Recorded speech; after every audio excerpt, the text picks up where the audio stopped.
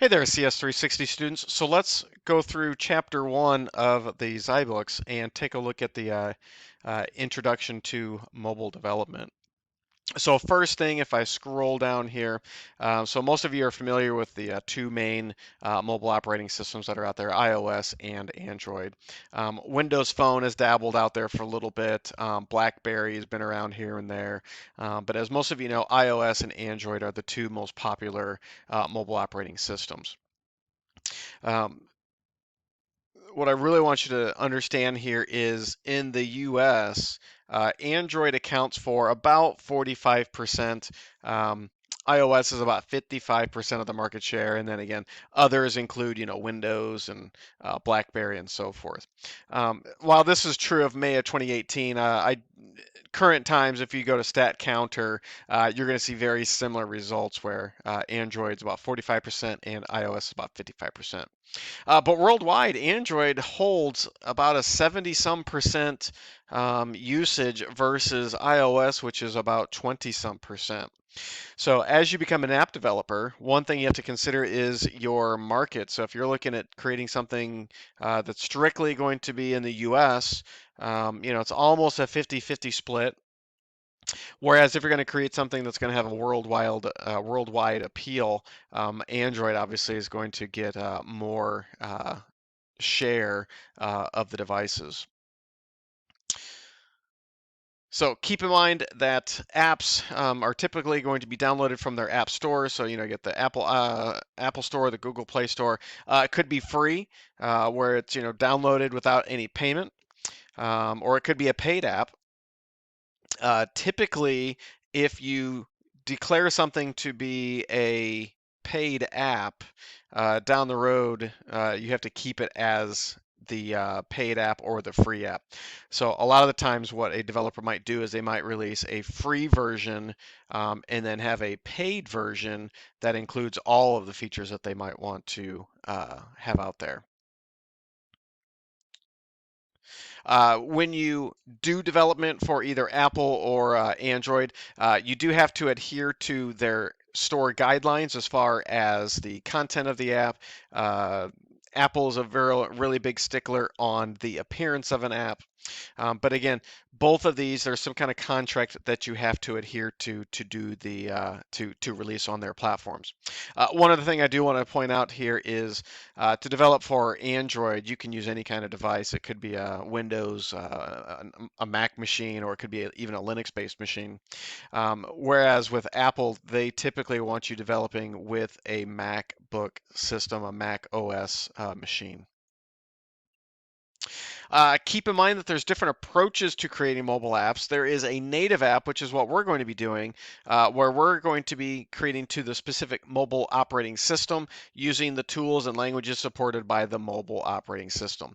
So for instance, in Android, the native app code is Java, or it's also Kotlin now.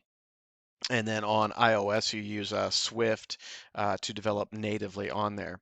A web app is an app that's created where it's web pages that run in the mobile device's web browser. So you could create web versions and then release those to each. Or a hybrid typically uses what we call as a web container that displays just the UI that's created with web technologies. And then this is typically done in something like Xamarin or Cortana, other types of hybrid systems out there. Okay, so let's go to the next section. So since we are doing Android specific development, let's just talk a little bit about Android conventions.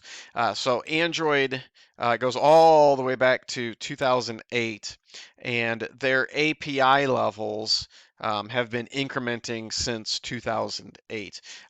They always started out as some kind of a dessert treat. So that's been the naming conventions for them. And then there's also a platform version that goes with them. Typically, what we're more interested in about is going to be the API level. So we want to target to an API level that's going to reach as many users as possible, but at the same time, we want to have the most current types of features available to us. So that's a little bit of a navigating rope that you have to handle. So again, in today, this is 2022. I might go back 3 years and support those devices, maybe 4 years, but it might not make sense to go back and support things all the way back to something that's on a 9-year-old device. Again, I mentioned just a little bit ago, so Kotlin is a programming language that's also been supported for Android development. So Google is actually kind of pushing that Kotlin is the preferred language. For me personally, my development, I have used Java, and then I just recently started building some libraries that I use in Kotlin. The idea was I wanted my Kotlin code, the libraries that I was creating, to be able to be multi-platform, and Kotlin does support some multi-platform iOS and Android development. Let's talk a little bit about how things are getting compiled in an Android application. So again, at this point, you've had a Java class. So you're familiar with writing Java code in the .java file. And then the Java compiler turns those into .class files. And then this is where it gets a little bit different. Your .class files get executed in Java on the Java virtual machine. Here in Android development, we have something similar, but we go through another step where it gets turned into bytecode, and then it runs in an ahead of time compiler on what's called the Dalvik virtual machine. So it's a little bit different, a little bit different environment that it runs in. We're still writing Java code, but the under the covers is not necessarily a full Java implementation. But this is something you should definitely be familiar with, knowing that this code is going to get compiled, turned into bytecode that will run on that particular type of device. Let's go on to the next section. So on 1.3, again, we are using Android Studio. As I mentioned before, it runs on Linux, Mac, and Windows. So when you get an Android Studio project up and going, it's going to have lots of files to them. So what we're going to be familiar with will be the Android manifest file. So it's an XML, an extended markup language file that specifies the important information about the app. It'll have its app name, the theme that's being used, permissions that we need to use will all be specified in the Android manifest file. You'll have a Java folder that will contain all the Java source code. And so you can see they're using the package convention com dots, in this case zyBooks, and then this is the name of the app. So we'll follow that same kind of pattern here. So all of our Java code is going to be contained inside this Java directory. We could mix Java and Kotlin, so you could have a Kotlin folder with Kotlin packages as well. The res folder, this is the app's resources. And so when you go inside the resource folder, you can see drawables, layouts, MIP maps, values, and so forth. We'll talk more about all of these as we go through this recording. But the drawable folder holds all the images that are displayed in the app. So it's common to put them all in one location. Layouts for your UI get specified in XML. So this might be the first time some of you have done XML layouts to create the UI. So if you've done it in Java, maybe doing Java Swing, or if you've done some C#, you didn't specify it in XML. But in Android, the kind of preferred way to create the layout is to define it in an XML. And so all the layouts would go in this directory right here. This MIP map folder holds all of the app launcher icons. So the launcher icons what going to get displayed on the home screen. And then the values folder contains XML files for colors that we might want, the strings that the app might contain, and then styles as well. And a little bit more about the strings right here. It's very typical that you declare a string one time in the XML file, and then in the generated Java code, you'll reference the strings in this file.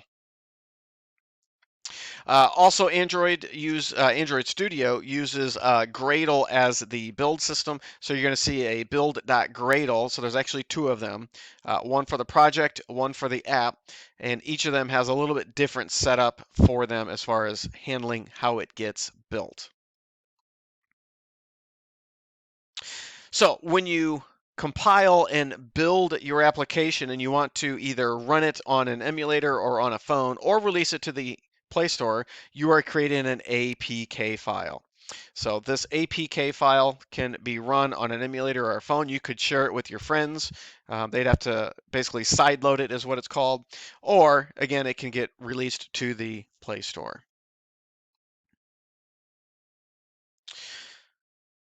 Okay, next section, they have an example app that we can look at. So real quick, so in this app, so Android supports having things like labels to display output, text fields, radio buttons, regular old buttons. So if you've done any kind of UI work, then the same UI widgets are going to be available to you here.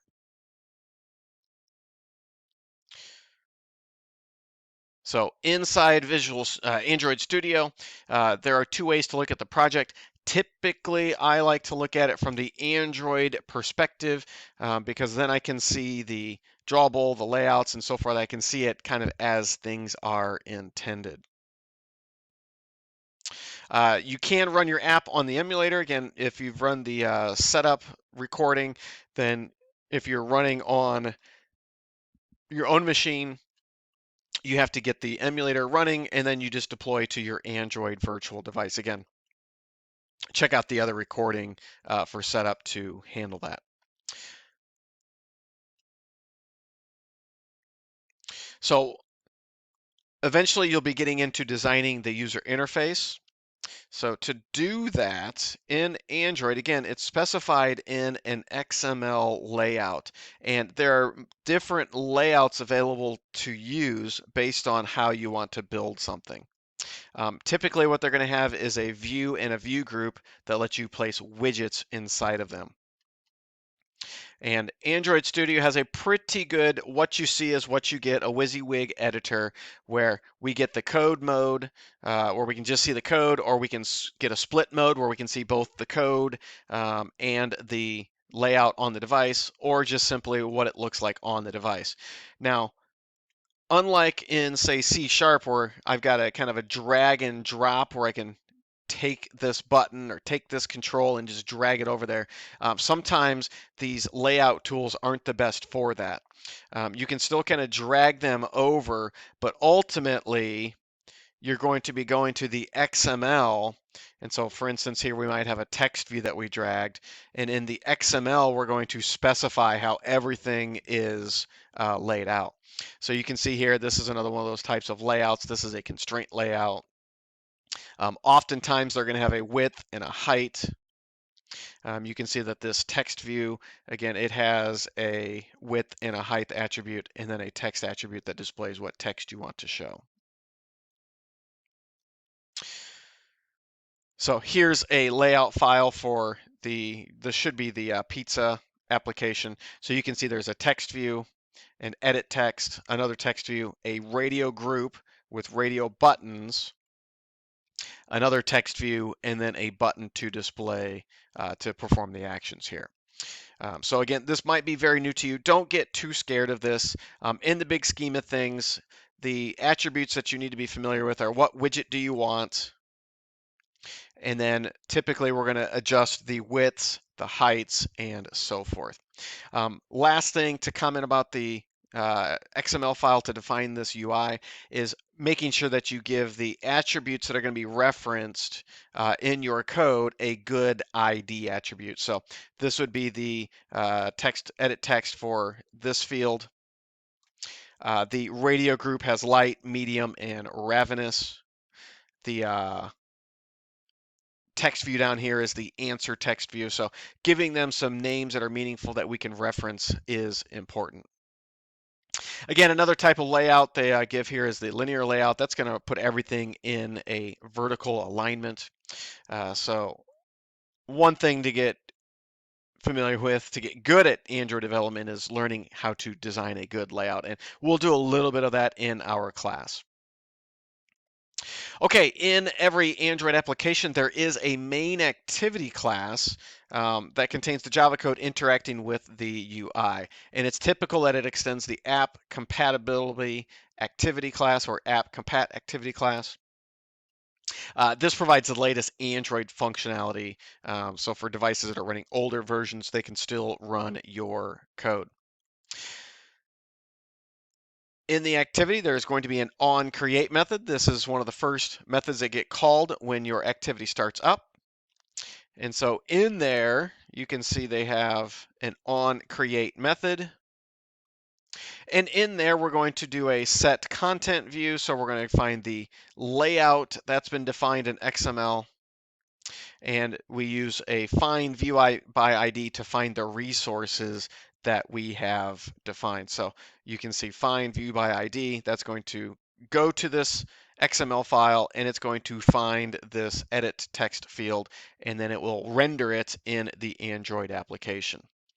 Question you might have is, well, what if I don't have something named properly? Then you're going to have syntax errors. It's not going to build properly. So make sure everything that you're referencing matches properly.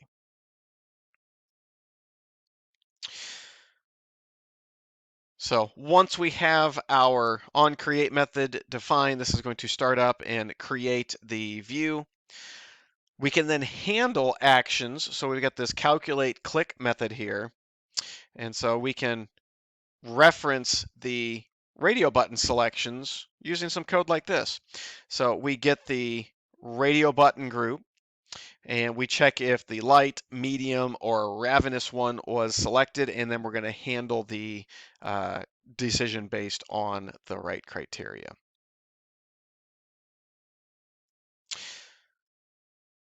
Okay, next section we're going to look at, again, a little bit more detail about the app resources. So we know that those are in the RES directory, short for resource directory.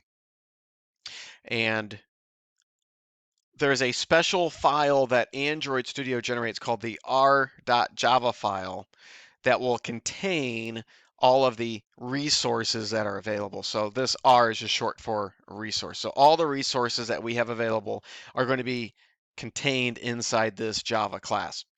To access it, we can do something like this, where I can do r.string.greeting. So I can access it using r.string. Or we can access it using an annotation, so @string/greeting. So this assumes that both of these have a greeting declared in the string file, and we can reference it using either one of these.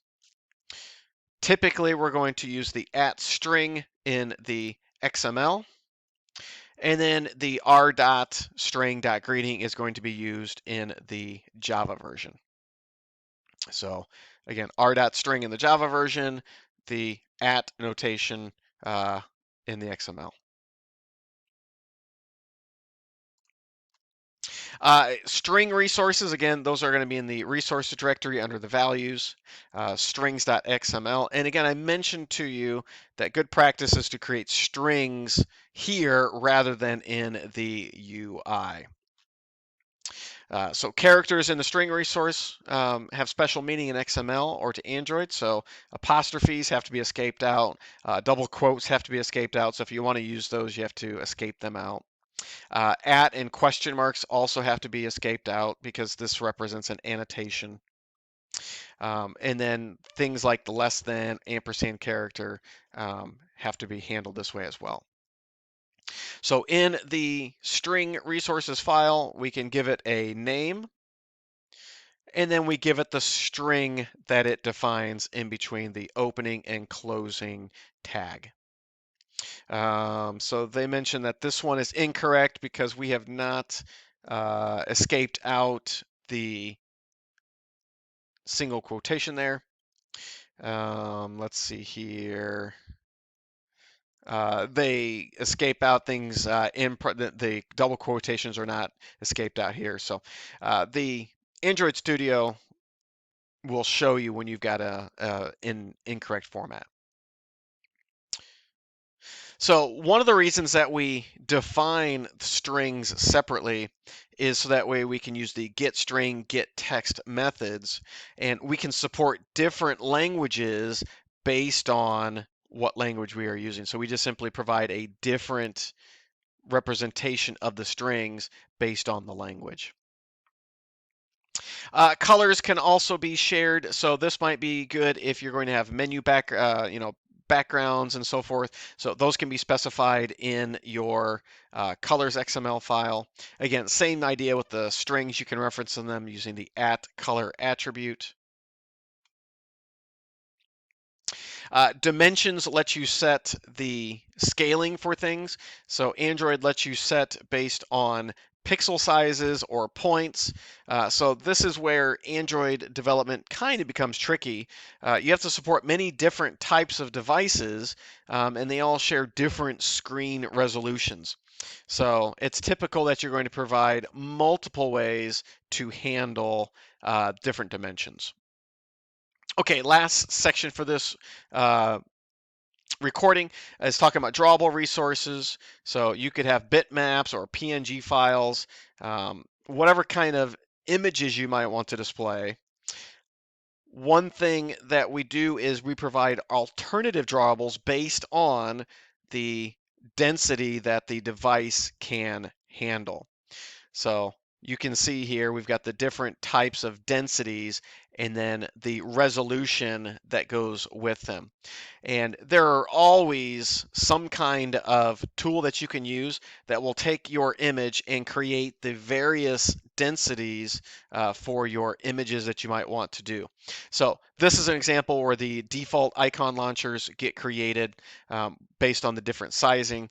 And then you can also uh, do that with just any kind of image. And again, Android Studio has a built-in tool, or you can just find in Google any kind of tool that's out there.